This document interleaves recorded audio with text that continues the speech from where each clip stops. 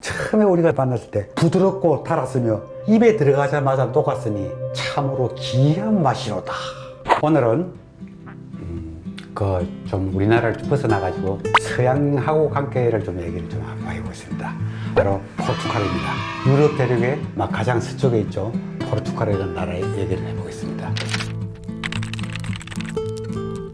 근데 이제 포르투갈 하면 우리하고 좀 낯설기도 합니다만은 사실은 우리하고 직간접으로 많은 영향이 있습니다. 자, 우리가 지금 포르투갈을 가장 우리가 관계되는 일상생활에 쓰는 게 뭐죠? 바로 빵입니다. 빵이라는 말 우리가 보통 쓰지만은 브레드 안 그러고 빵이라고 하는 게 이게 원래 포르투갈어에서 온 겁니다. 적어도 1480년대 이렇게 15세기 말이 되면은 소위 칠이상의 발견이라는 그런 시대가 들었습니다.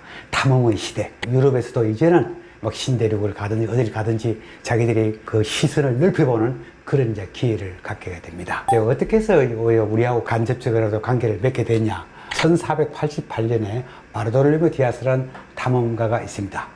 그때 그 당시에는 말이죠, 스페인이든 포르투갈이든 인도에 대해서 굉장히 어떤 그 열망을 가지고 있었습니다. 결국은 콜럼버스도 신대륙을 발견한 게 사실은 인도 찾아러 간 겁니다.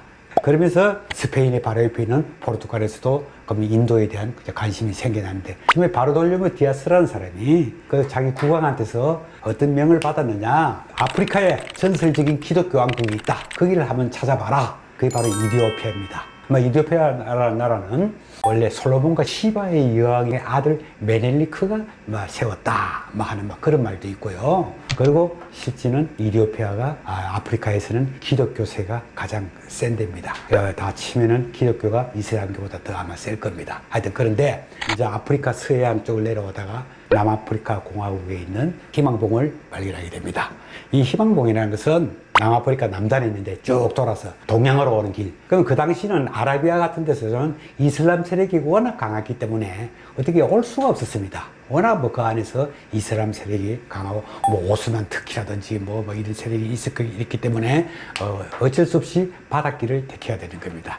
그래서 이 희망봉을 발견했는데, 그러고 나서 1498년에 소위 그 유명한 바스코 다가마가 드디어 아프리카 남단을 돌아서 드디어 인도에 도착을 하게 되는 겁니다. 그때 원정군 사령관이었습니다.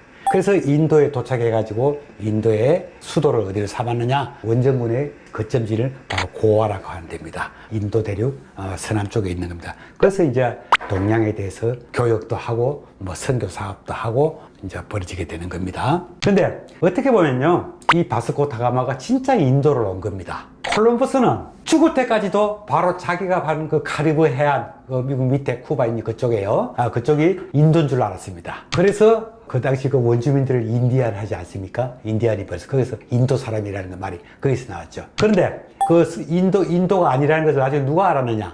아메리고 베스푸치라는 이태리 사람입니다. 여기는 아시아가 아니다. 여기 신대륙이다. 여기 인도가 이렇지 않다. 이걸 알아챈 겁니다. 그래서 그 다음부터는 이 사람의 이름을 따서, 이 사람이 아메리고인데 남성형입니다. 아메리고 이게 여성형이 바로 아메리카가 되는 겁니다. 그 당시 인도 유럽어족, 유럽 이런 데서는 어느 땅이나 나라 이름을 할 때는 항상 여성형으로 씁니다. 그래서 여성형인 아메리카가 된 겁니다. 그럼 우리가 쓰는 유럽이라든지 아시아라든지 아프리카 이런 말이 전부 다 여성형입니다. 근데 사실 어떤 면에서 우리도 그렇죠. 우리가 우리나라를 얘기할 때 남성형을 씁니까? 여성형을 씁니까? 우리가 우리나라를 얘기할 때 부국 그럽니까? 모국 그럽니까? 어머니 나라로 쓰지 아버지 나라라고 쓰지는 않죠.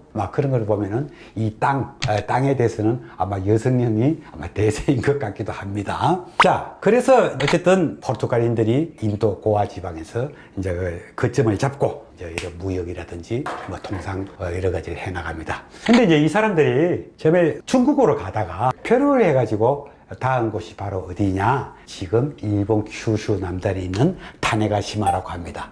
그러면서 그때 바로 그 타네가시마에서 1543년 우리나라 명종 때입니다. 그때 타네가시마에서 전해준 게 바로 조총입니다. 조총.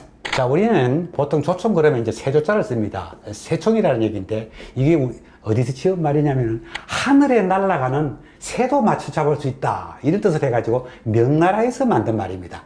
자, 그런데 그때 우연하게 그 탄해가 심하라는 곳에서 전해지게 된 조총이 바로 우리에게는 참 피눈물 난 그런 무기가 되는 겁니다. 임진왜란 때 그야말로 이 조총 때문에 정말 초반에 정말 그야말로 박살이 났죠.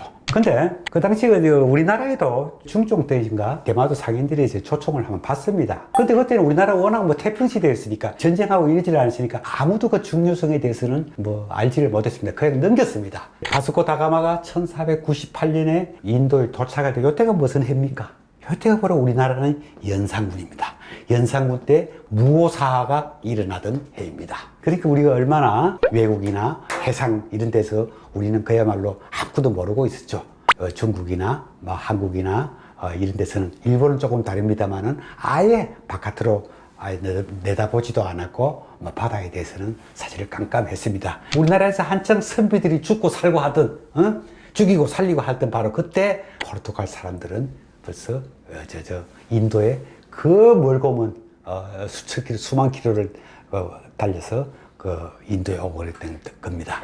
그래서 그만큼 서로 세상이 달랐던 거죠. 서로 임진왜란이 일어나기 직전에 말입니다.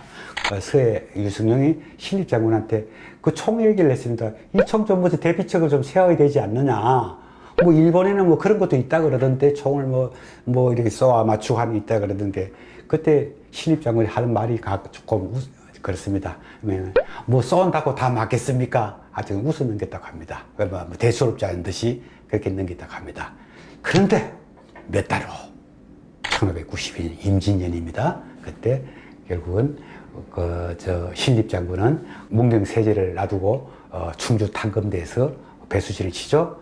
이때 그야말로 그 조총에 아주 그야말로 정말 완전히 그냥 초토가 됐던 겁니다.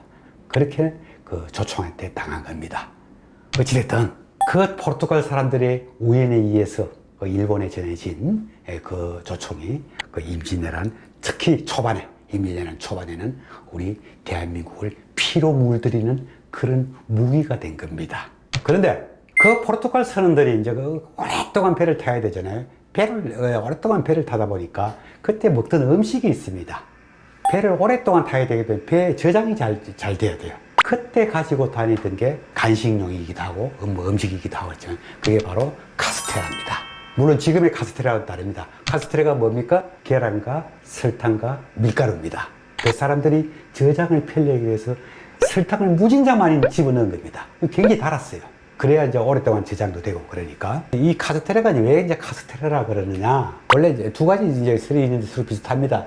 처음에는 그 당시 스페인에는 나라가 카스틸리아, 아라곤이라는 나라로 이렇게 갈려져 있었습니다. 그 카스틸라 지방에서 포르투갈 쪽으로 전해졌다. 그 두 번째는 포르투갈에서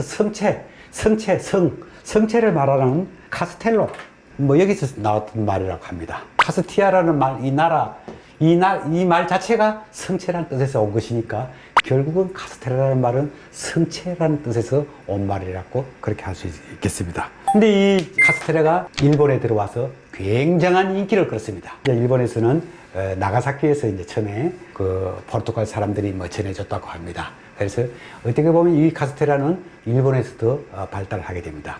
그런데 우리가 강해군 시대 그 뒤로는 이제 일본 그 도쿠가와 막부하고는 이제 잘 지냈죠. 조선통신사가 가장 좋아하던 음식이 바로 카스테라였습니다. 그쪽에 갔던 기록을 보면은 이거 먹고 싶어서 왔는데 왜 안 내놓냐? 야, 그 맛있는 뭐가 있다던데. 맛있는 뭐가 있다. 한번 먹고 싶다. 막 왜 안 나오느냐? 이렇게 막 짜증을 냈다는 막 그런 기회까지 있습니다. 그래가지고 조선통신사에 들어와서 뭐라고 음찰을 했느냐?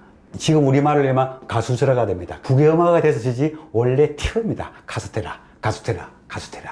그리고 나중에 우리 조선 사신들이 중국에 갔을 때 어제 돌아다니다가 이러다 보면은 어디 천주교회 이런 데 들어갔습니다. 들어가다 보니까 마침 어떤 사신 하나가 거기 갔다가 그래서 수아레즈라고 하는 포르투갈 출신 선교사를 만났습니다. 그 선교사가 대접한 게 바로 카스테라입니다. 그때 그 사람의 기록을 보면은 처음에 우리가 카스테라를 만났을 때 부드럽고 달았으며 입에 들어가자마자 녹았으니 참으로 귀한 맛이로다. 그렇게 적었습니다. 자, 그래서 우리와 포르투갈의 그 만남은 물론 직접적은 아니었습니다만은 일단 뭐 조총의 문제, 그 다음에 카스텔의 문제 이렇게 서로 문물이 오고 가고 하게 된 겁니다. 자, 그러면서 그 다음에 이제 진짜 우리나라에 큰 영향을 끼치게 되는 하나가 들어옵니다. 그것이 바로 화투입니다.